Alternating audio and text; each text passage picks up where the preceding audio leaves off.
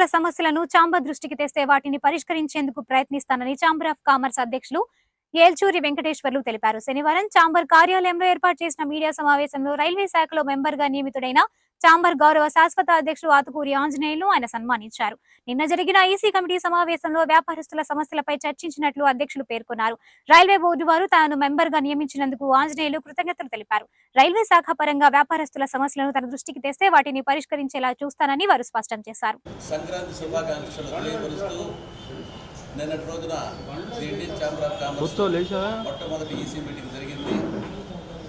ఆ కార్యక్రమం చక్కగా భవిష్యత్తు రూపకల్పన గురించి మాట్లాడడం, సహచరులందరూ కూడా సహకరించి భవిష్యత్తులో ఈ ఛాంబర్ని చక్కటి మార్గంలో నడపాలనే ఉద్దేశంతో నిర్ణయాలు తీసుకున్నాము.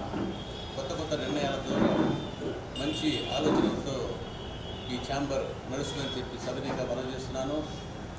రెండవది అదృష్టమైన తర్వాత మొట్టమొదటి పెట్టిన ప్రెస్ మీట్ ఇది. ఈ ప్రెస్ మీట్ మీ అందరికీ పరిచయం చేయాలనే ఉద్దేశంతో ఏర్పాటు చేయడం అయింది.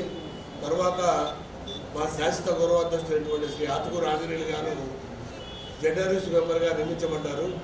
వారు కూడా అభినందనలు తెలియజేస్తే అందరికీ తెలియజేయాలనే ఉద్దేశంతో ఈ సమావేశం ఏర్పాటు చేయడం అయింది.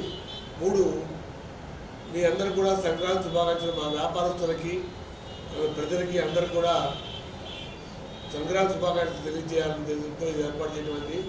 ఈ జెడ్ఆర్ఎస్ మెంబర్ రావడం వల్ల అనేక సంవత్సరాల నుంచి గతంలో కూడా చేశారు.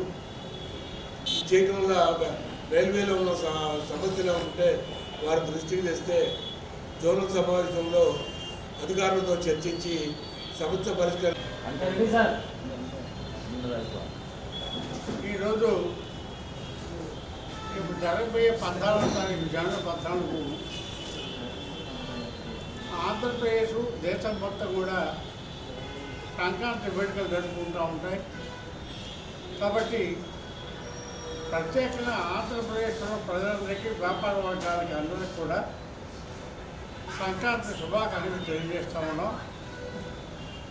కొత్తగా వ్యాపార వర్గాలందరూ కలిసి అత్యధిక మెజార్టీతో గెలిపించి ఒక బాగా పనిచేయాలనే ఉద్దేశం ఉన్నటువంటి వ్యక్తి మా సోదరుడు ఏల్చూరి వెంకటేశ్వర ప్రెసిడెంట్గా ఎన్నికయ్యారు. అలాగే బయటకు పడినటువంటి అనేక మంది వైస్ ప్రెసిడెంట్ కానీ సెక్రటరీ కానీ ఎన్నికవడం జరిగింది.